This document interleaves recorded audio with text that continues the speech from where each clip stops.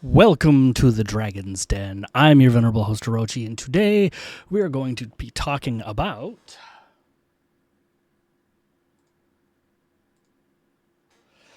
Silver, Sand, and Silken Wings by Angaram. Short and sweet of this is it seems at points like it might be a YA novel and probably would still be considered that, even though it does sort of dip into some darker themes and stuff later on. But I have a very mixed feelings on what sort of things actually fit in YA and what sort of things don't. It is not a genre that I feel is really fleshed out enough to say, oh, this is what this thing is, because there's a non-insignificant number of people who don't think kids should read anything but happy feel-good stories, apparently. And I'm very much against that, and I started reading very adult novels like Stephen King when I was very young, so I have a very different feel on what YA can and should mean, because to me it's like, yeah, all the adult stuff, just make sure to tone it the fuck down and not just be like, oh, rip out intestines or, graphic sex and all this stuff. Just, whenever you're going to have that sort of stuff, just push it off to the side. Just mention that it happens,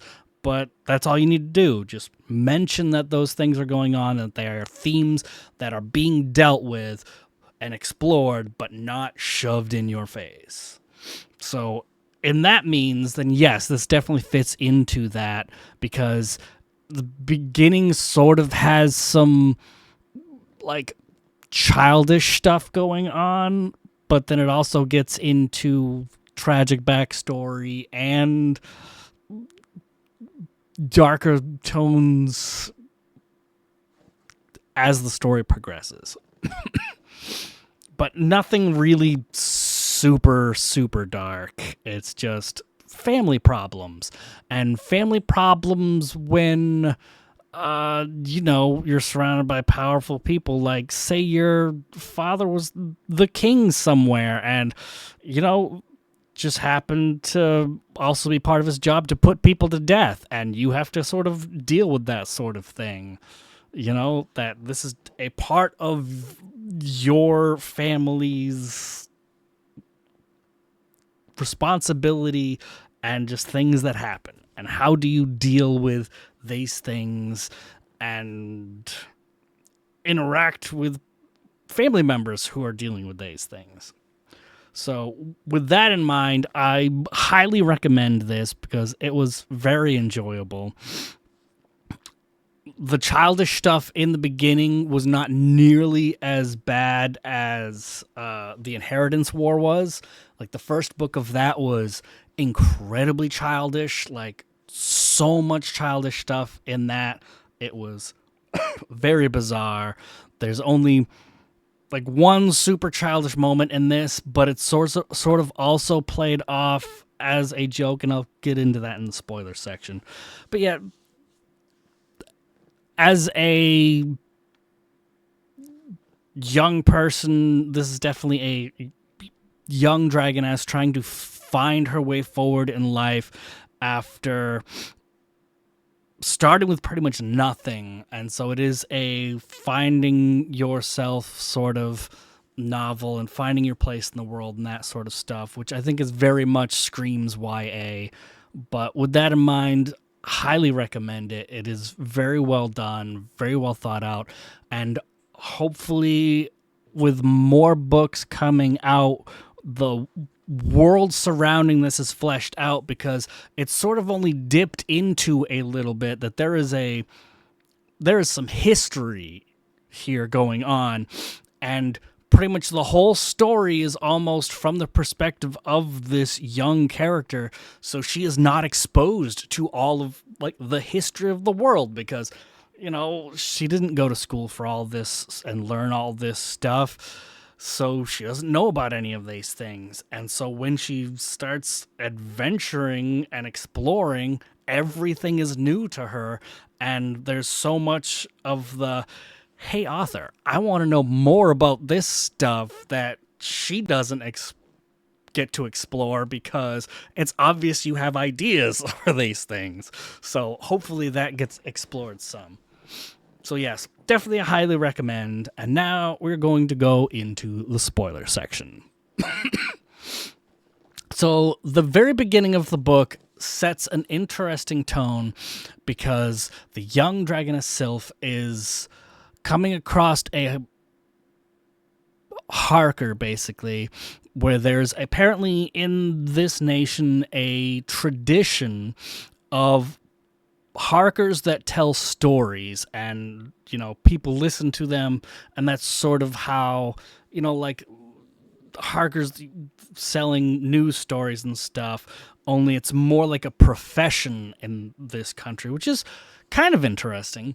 So it's played up as this person telling this story about a fairly recent, like within 10 years, big story of something that happened and that Sylph was a part of. And so he's telling the story, and she just gets upset because like, oh my God, this guy's telling the story wrong. I was there. I know what happened, which is hilarious because then she also in the back of her mind, she's like, this is like the fourth guy in 2 weeks that I've had to correct on all their stuff because these people have no idea about any of the stuff they're talking about, and a lot of it is just gossip, which is fantastic that she comes off right out of the gate confident, knows what she's talking about, and has an interest not in just making sure that part of her story is told properly, but that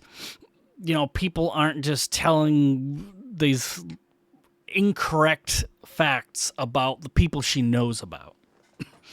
But then it quickly goes off the rails because as much as she's says to herself, oh yeah, this is like the fourth guy that I've had to correct, and all the rest of them back down, this guy doesn't back down. He doubles down on the things that he's talking about, and through his interactions with her starts to pick away at her, and she comes away from this confrontation with this guy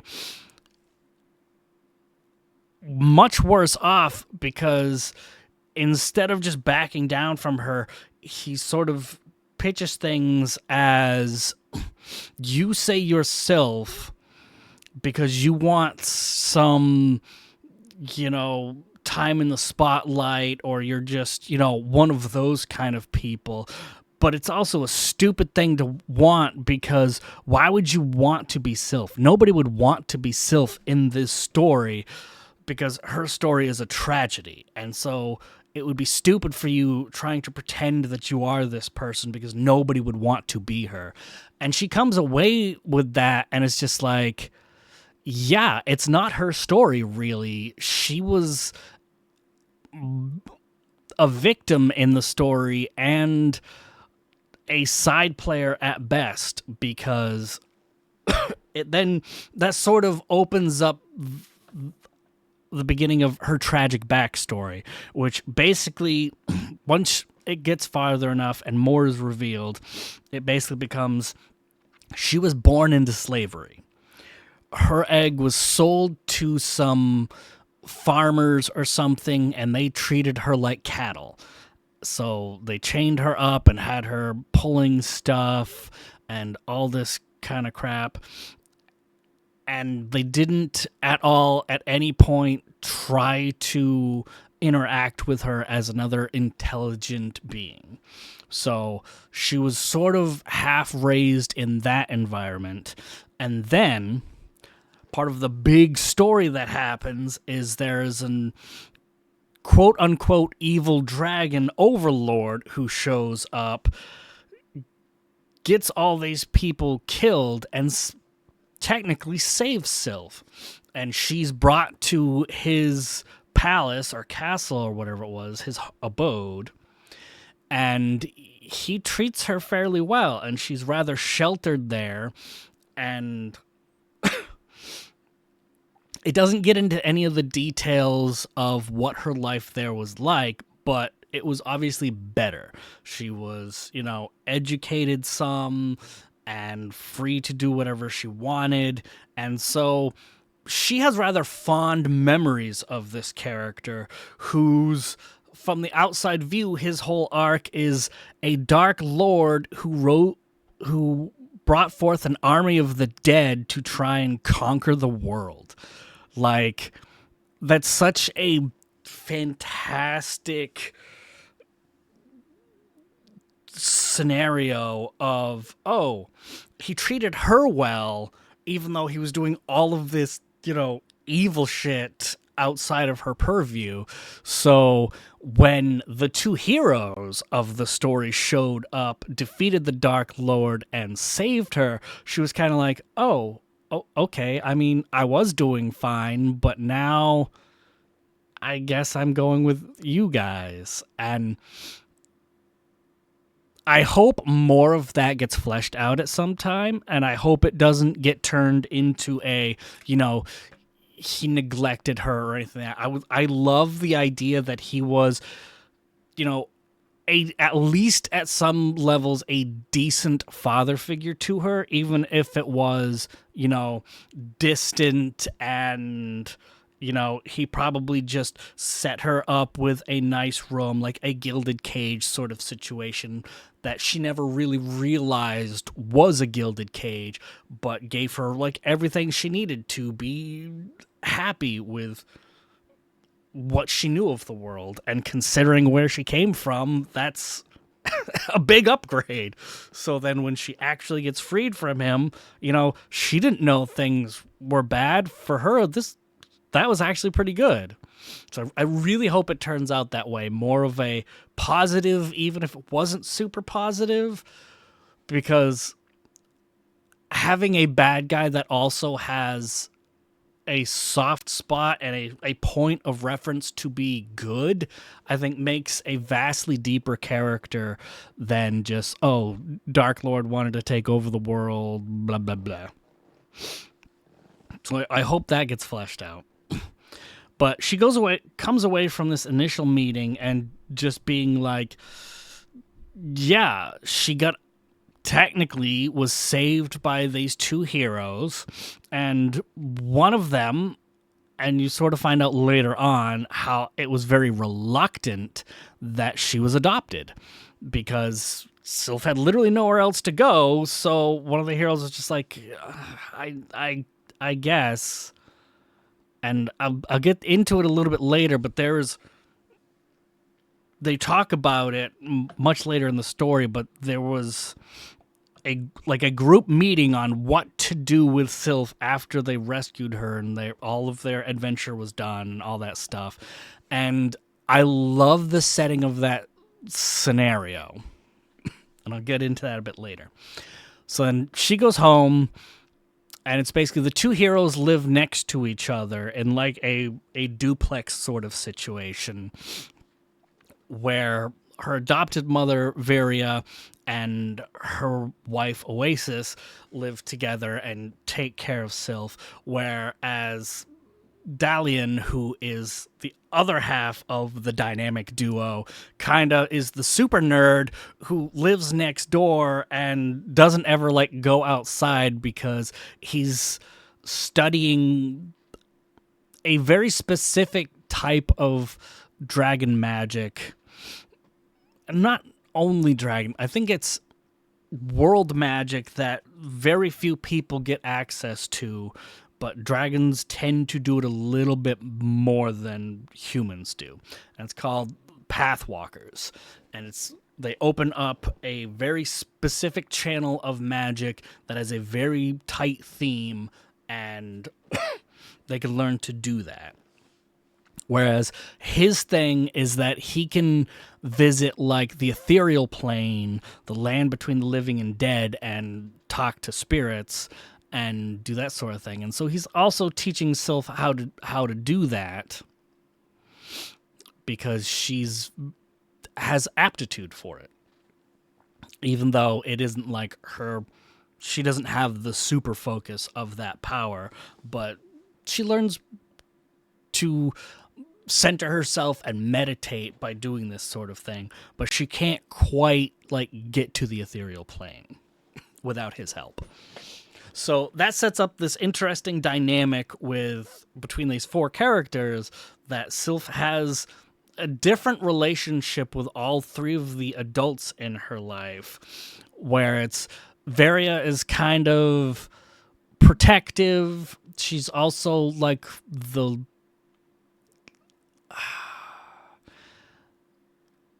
head dragon at arms, I think you would say, like the chief leader of the barracks of the big city, which is basically the capital of their apparently newly formed country.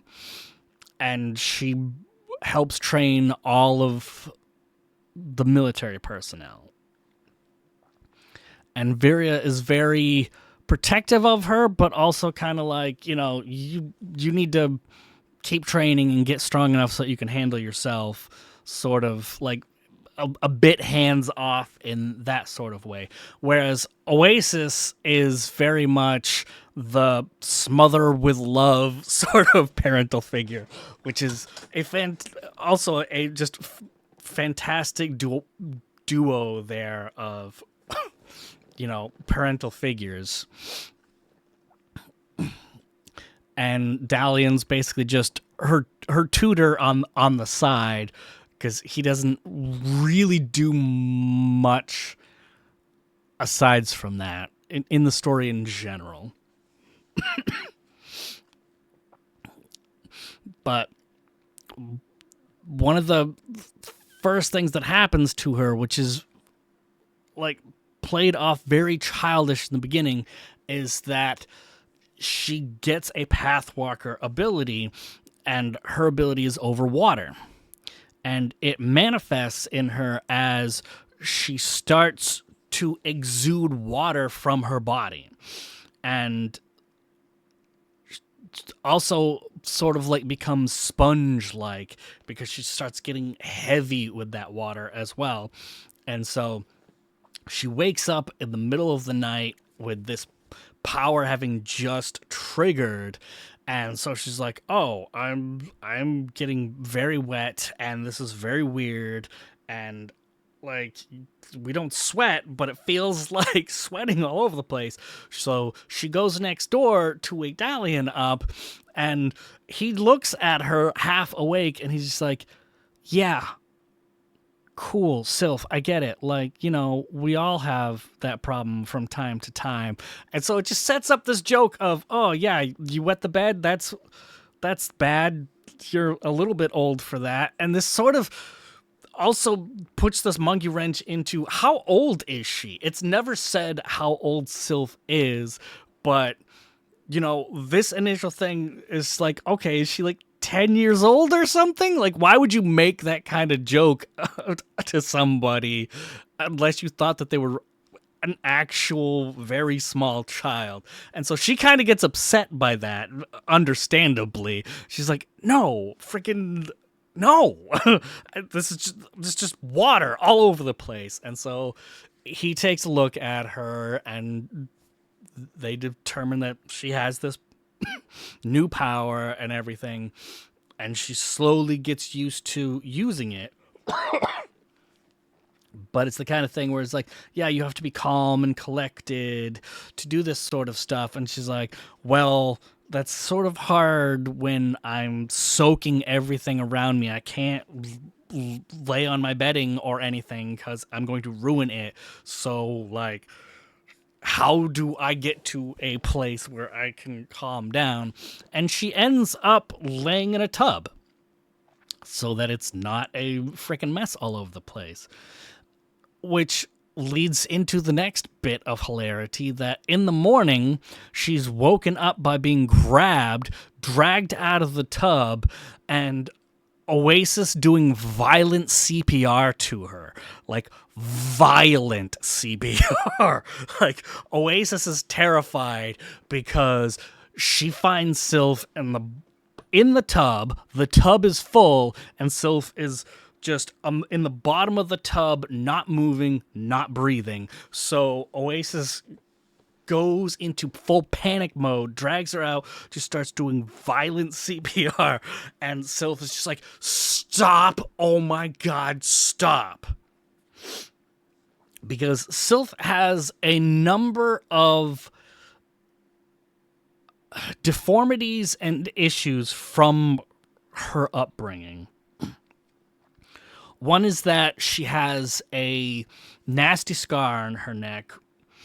Another is that her like gossamer-esque wings have been crushed, and to the point where they'll probably never grow properly and she'll never be able to fly, even though she specifically is of an air type dragon who are supposed to be very good flyers. So that's like a crippling deformity for her. But she also has this thing where she hates being touched, because when she was growing up, everything around her was just painful. She was chained, she was potentially like whipped as livestock and forced to do all this stuff. So for her, being touched by anything is painful. At best, it's extremely uncomfortable. Most of the time, it's painful, often to the point of agony. So when Oasis is giving her this CPR, not only is it just smash, smash, smash on the chest, trying to get out like a tub's worth of fucking water, it's also just the agony of having somebody touch you constantly, hitting you, and it just triggers all of these terrible things in Sylph, and she's just struggling to get away. And then finally she manages to scoot away, and she's just like, stop fucking touching me, I'm fine. And Oasis is just like, I don't understand why you're the vitriol of, I just saved your life. And Sylph's like, no, you didn't. You just assaulted me. I get it. I'm sorry, but big misunderstanding stuff. I have these powers now, and I was trying to find a way not to have it destroy, the apartment. And then this is how I woke up. And so it starts off as like, it's a joke in a way, because the situation is funny, but it's also traumatizing, which just mixed together is just so, it's such a great scene, because it's mixed these two different feelings together so beautifully. And so then with her new powers, they have a talk about excuse me, how she should progress with this sort of thing and what she should do and all that kind of stuff. And she kind of gets the feeling that she needs to do not only some self-exploration, but also find out more about herself, why she has these powers. And so she eavesdrops on her parents talking in the night and going, because Oasis thinks that they should tell her about her actual mother because they know who that is. And Viria's like, no, not yet. It is too early to drop that on her. And so then Sylph gets caught by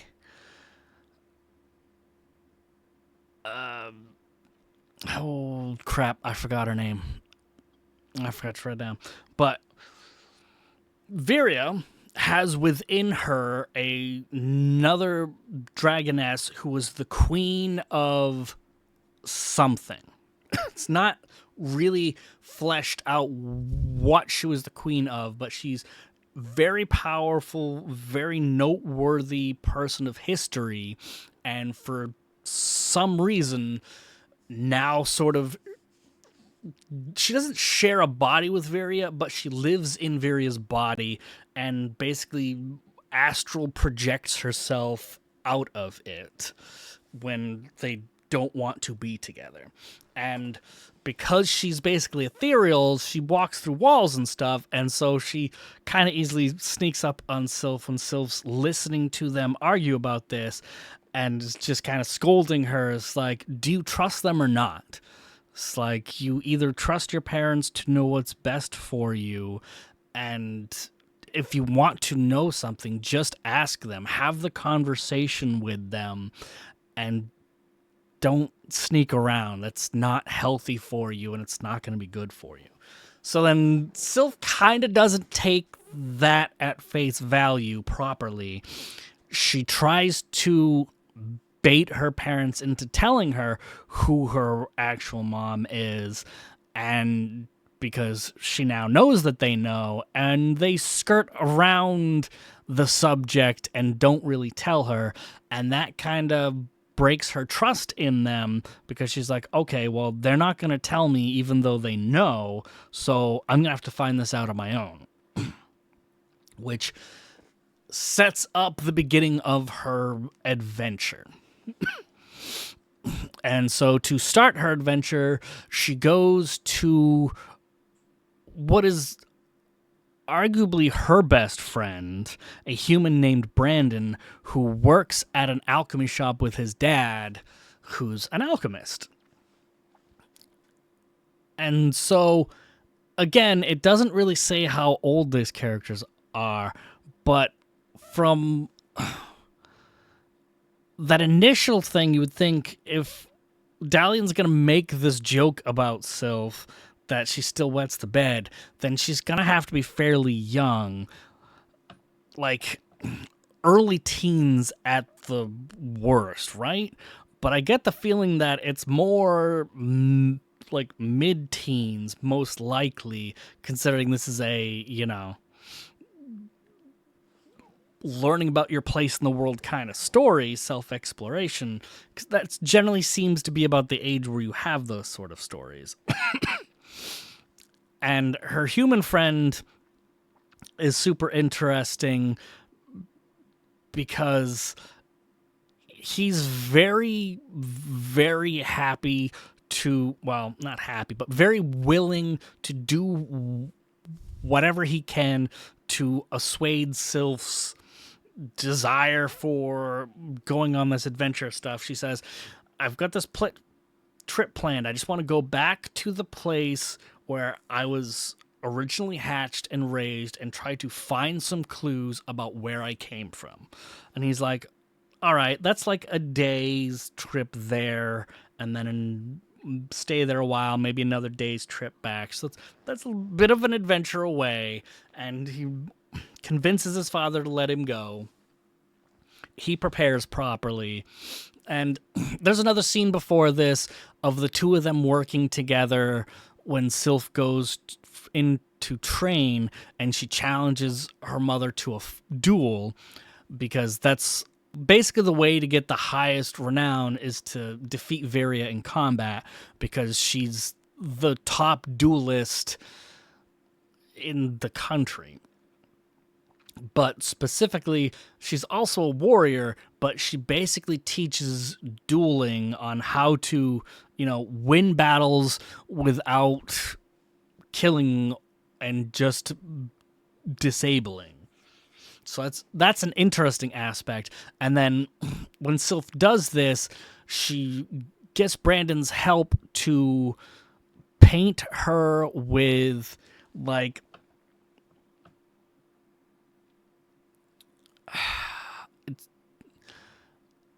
a substance that chemically reacts to an electrical charge by glowing brightly. And Sylph, being an air dragon, has the ability to channel electricity. So at the beginning of the fight, she opens her wings, does her best to channel lightning through her, and it ignites this paint and basically drops a flashbang. And not only does it disable Viria, it also does tons of damage to those within the arena, because there's those that were just walking around or carrying gear and stuff who then go blind from this for several seconds. And so stuff gets dropped and broken, and people run into stuff, and people collide, and they're frightened, so they lash out at each other, and people get injured, and then they go in for an actual battle, and of course she loses terribly. And it's just like, yeah, you're not going to win from cheap tricks if you can't also back it up with skill. And it's also, you did tons of damage that you didn't intend to, and that's why you need to learn control so that you don't harm other people. That's kind of like one of various sticking points with why she teaches dueling specifically, and not like, combat to the death, because those are two very different things. It's basically like she teaches how to overpower somebody and pin them, not injure them. So then Brandon's basically Sylph's only friend, and her partner in several crimes, because he likes experimenting on stuff. So when she comes to him with crazy ideas, he's like, I could test something out with this. So they're kind of this strange duo in that regard. And they go off. They eventually through some, their initial trip is pretty easy. She gets to the village where she was raised, and it is destroyed. And she kind of tells him that, the people here were all killed, not just by the dragon who saved her, but also like his human necromancers also did this. She says that some of the gruesome stuff that happened there was basically a present to her as, revenge for treating her that way, which is very interesting. But she finds out some stuff there, and that she finds out something from basically a corpse was staked and left with a message where it talks to her and gives her a little bit of information. And then so she decides she needs to continue this off into going to a town in the desert where she can find more information. And Brandon's a little bit against this because he's like, well, we don't exactly have the supplies for a prolonged trip, but we could probably make this work. And so their first hurdle is just getting a trip there, which is difficult for them, and they both kind of suffer along that trip, and a little bit of interpersonal stuff happens. And they eventually get to the desert as it comes to their attention that the ship that they had has no intention of just bringing them there. They intend to, because in the human lands, dragons are slaves. So they intend to sell Sylph off and make some money for their hassle of having picked her up in the first place. And she's not doing well because her powers are kind of going haywire and she's not having good control of them. And when they do that, she tends to pass out for lengths of time. So Brandon's the one who kind of has to get out of this. And I don't remember if they did something to bring the whole ship down or if they just managed to escape it and plummet to the sand below. But they get away from the ship and start heading towards where they believe the town is located. And neither one of them has really any experience with this sort of terrain, so it's not a great trip for them. And because of Sylph's ability, she kind of runs out of fluid faster than Brandon does, also because she's larger. And so she struggles for a while until she figures out how to extract water from cacti, which is a super cool thing that happens. It's just, it's just very interesting. And then on their journey, they come across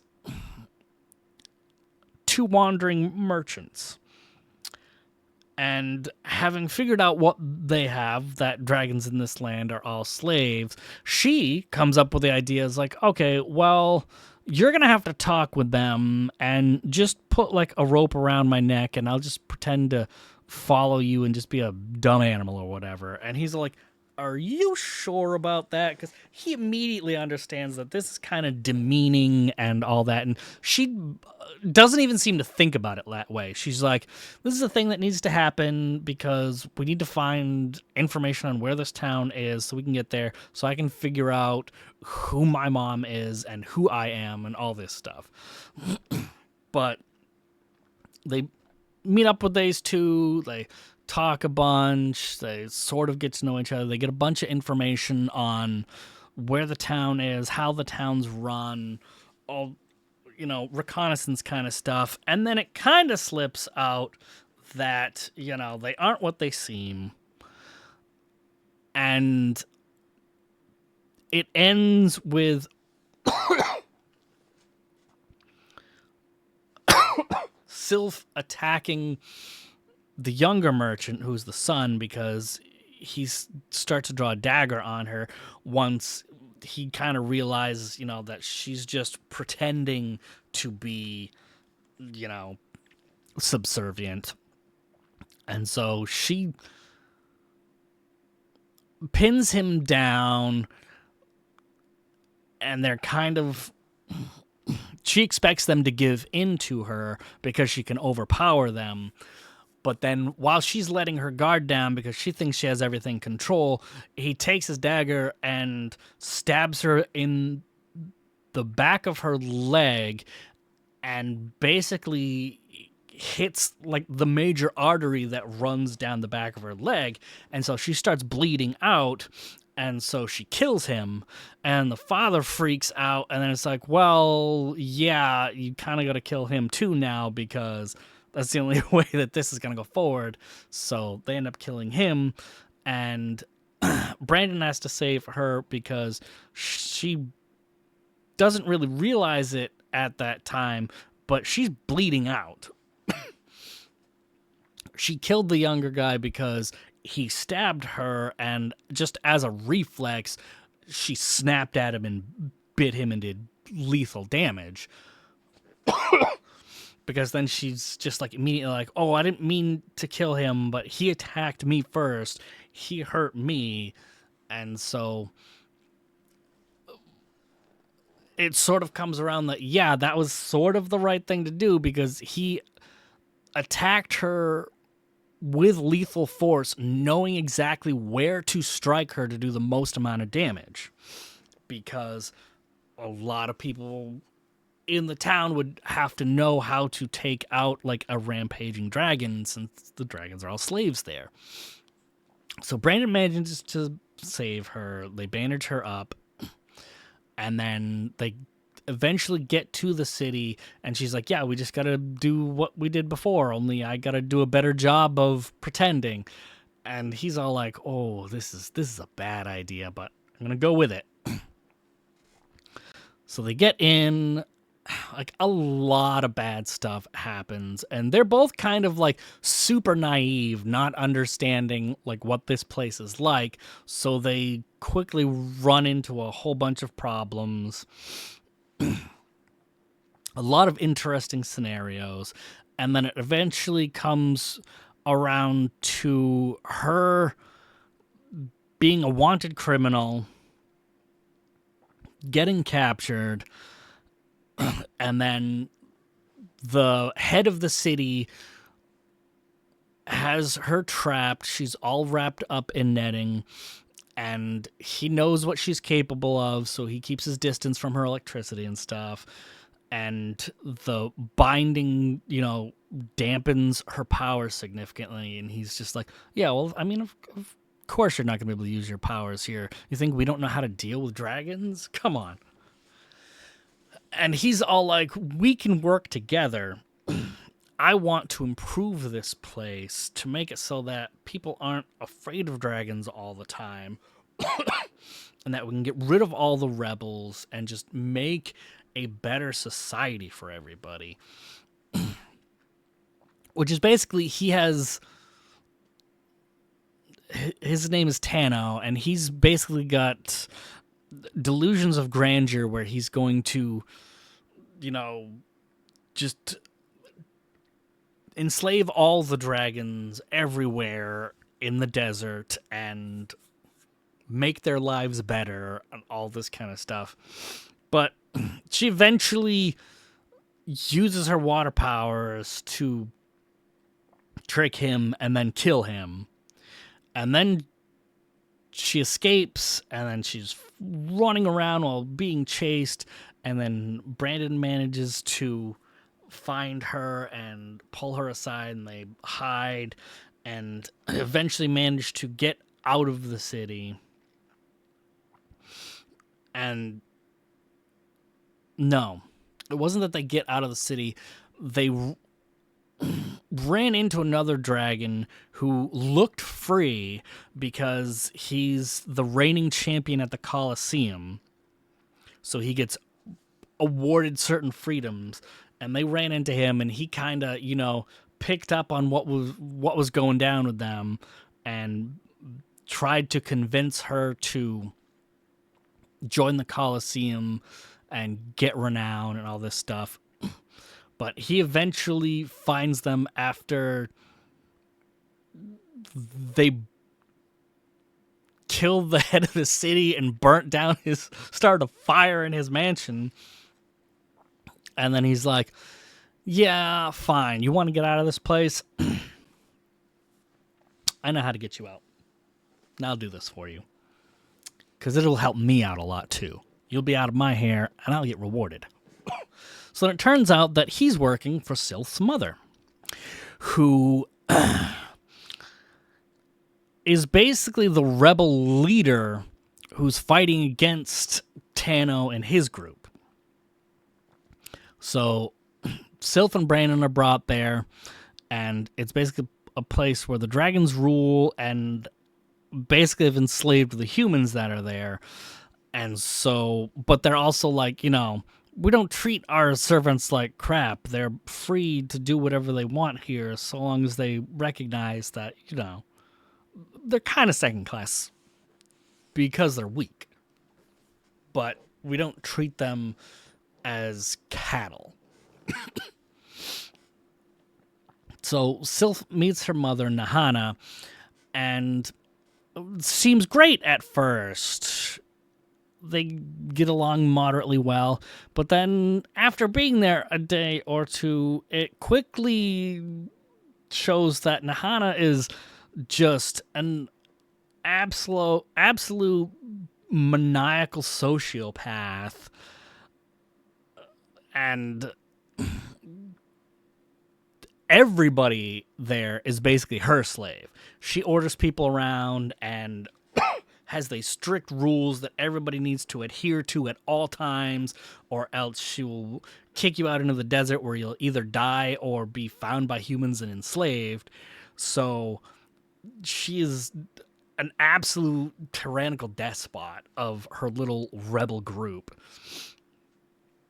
but she is very powerful, so everybody obeys her. And Sylph is very, you know, teenager pushing the boundaries, doing her own thing, and that eventually starts to piss her mom off, and so her mom just starts putting on heavier and heavier restrictions until it's basically like, you're going to be a part of this and rule with me, or I'm just going to lock you up. Because everybody sees that the prodigal daughter has returned, and that's great for my image, and so you're going to stay here, regardless of what you want, to prop up my esteem. So you're either going to work with me, or you're just going to be put into a room and locked in. So she basically becomes a slave again. Only not nearly as bad, but it's still, that theme is there, that the one person who she was hoping would, you know, complete her to figure out who she is kind of just like the people she grew up with. Only she's doing it out of spite and greed instead of ignorance and survival.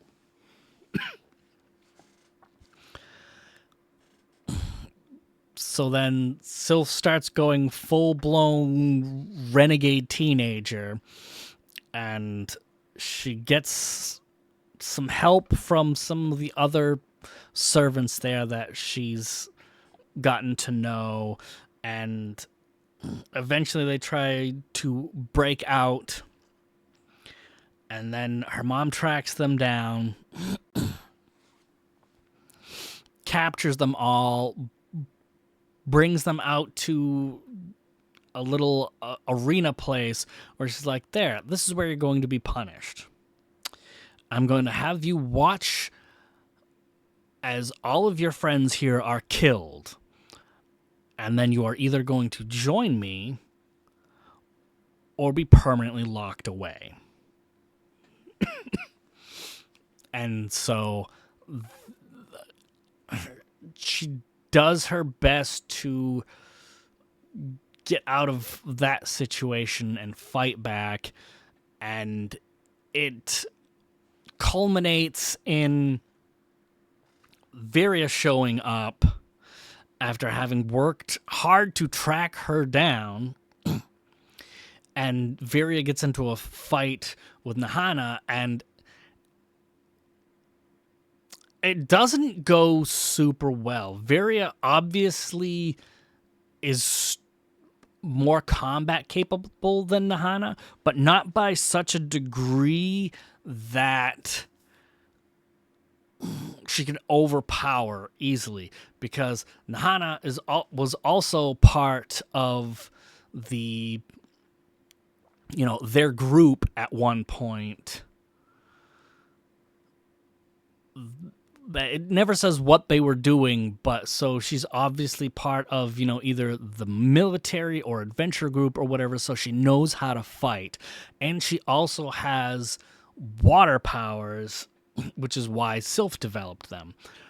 Whereas Sylph's water power is she can absorb it and move it around some and excrete it. Nahana's ability is that she can pressurize it to such a point that it is a deadly weapon that she shoots out. So the two of them fighting, as long as Varia is close and getting hits in, she does well, but Nahana just needs to strike her with a water blast and does significant damage to the point where she starts to cripple Varia, and then Sylph breaks free, and comes in, and they kind of all team up, use their different specialities to overcome Nahana and kill her, and have a brilliant family reunion. And kind of, it's the typical story of I went out to find myself when all I needed was at home all along. Which is a very typical story. But this one was done there's so much interesting stuff in it. Because there was actually very interesting things for her to find out there. But she might have been better off not knowing these things. But that's where the story ends, and it leaves a lot of potential stuff to happen in the future, more things to be fleshed out. But two of the big things to note is that over the course of all of this, sort of near the end, it comes to light that Brandon is kind of only there to prove to himself that he is Sylph's friend. Because unbeknownst to her, he hasn't been. Like, when they first met, Sylph is very, gung-ho, doesn't really pay attention to her surroundings all that well, what her influence is on things. So she comes into their shop, starts rooting around through stuff and just being super forward and friendly. And to him and his father, they're like, well, they came here from, one of these other cities where they're just like, oh yeah, dragons are evil, dragons murder people. That's why there was this giant war, and why this new country formed is because of all of the war that was going on. And the whole point of the new country is for humans and dragons to live together properly, because they do not do so anywhere else. And so his initial reaction is to be terrified of her, because she's so forward and just in your face all the time. And he wants to get over his fear of her and his initial reactions of just being so put off by her that he helps her all the time. And he's trying to figure out, all right, I need to get over my fear, and I need to unlearn all these ingrained feelings I have of fear and hatred towards dragons, because the first dragon I have a close contact with seems very nice. She's perhaps too forward, but that's not a terribly bad thing.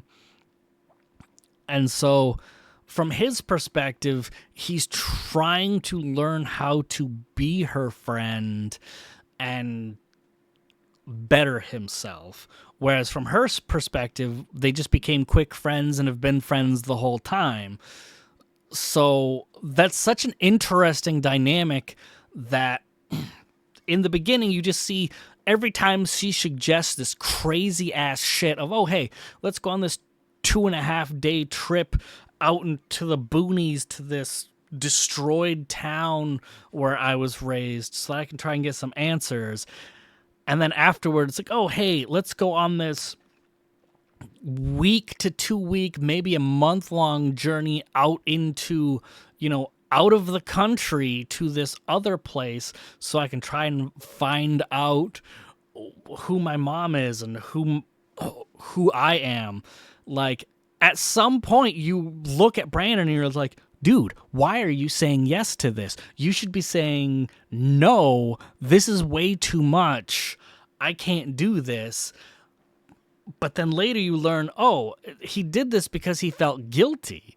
He guilt-tripped himself into doing all this crazy stuff with her because he felt, I'm trying to be her friend and she thinks I am, but I've kind of been lying to her this whole time, that I've been afraid of her, when it's fairly obvious that she trusts me enough to be the only person to ask to go on, her adventure of self-discovery. That's a big ask. So he goes with it. And I think that is such an amazing dynamic that gets revealed. And, it could easily just be as, oh, you needed to find a way to why he was just such a, wet, warm blanket kind of character that just goes with the flow through everything, no matter what. But it's such a cool character trait that I absolutely loved that, because it's just like, yeah, he was doing it for himself as much as for her, if not more so, because he wanted to prove that he could do it, that he could get over all his own misconceptions, his own fears, to be the friend to her that she thought he was and that he wanted to be. And that is such an interesting thing. I absolutely loved that. And the other big thing is that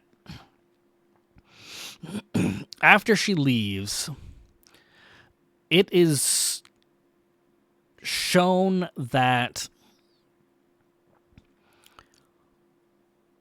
when they first got Sylph, they had this big meeting of what to do with her, because apparently there wasn't, any orphanages or any of that kind of stuff. So like, well, what do we do with her?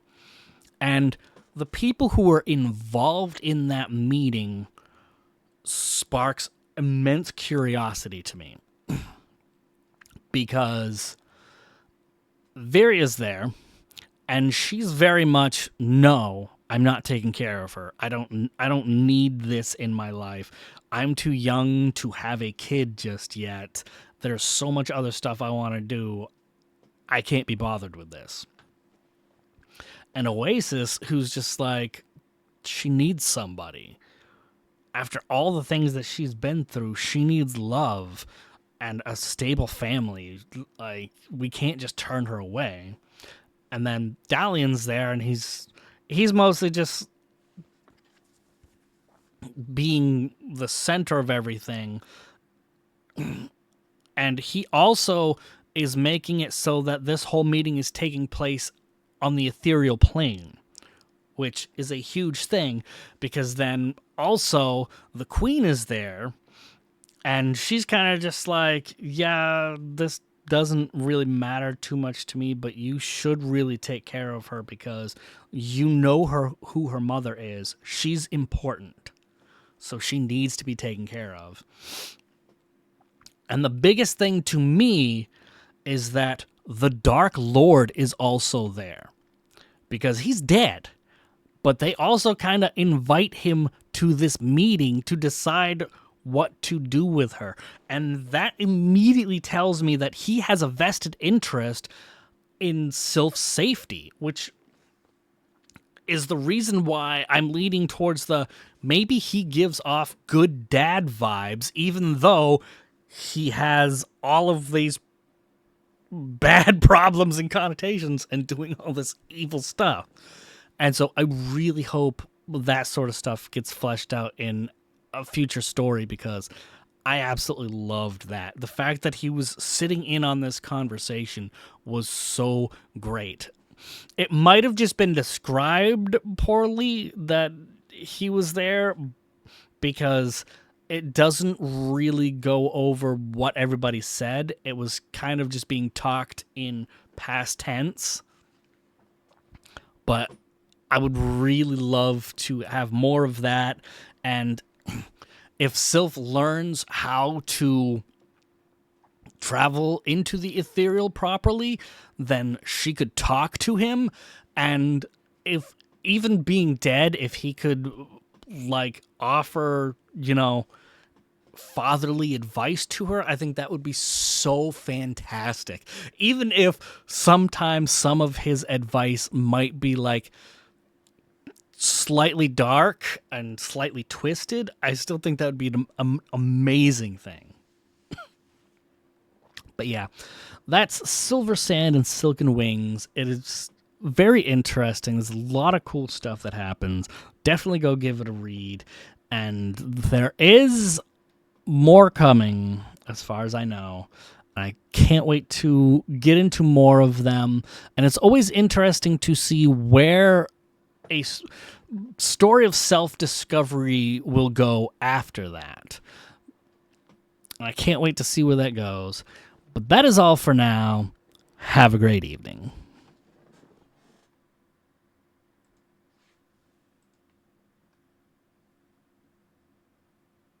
Just give me the word, You know I don't play right. Don't give me the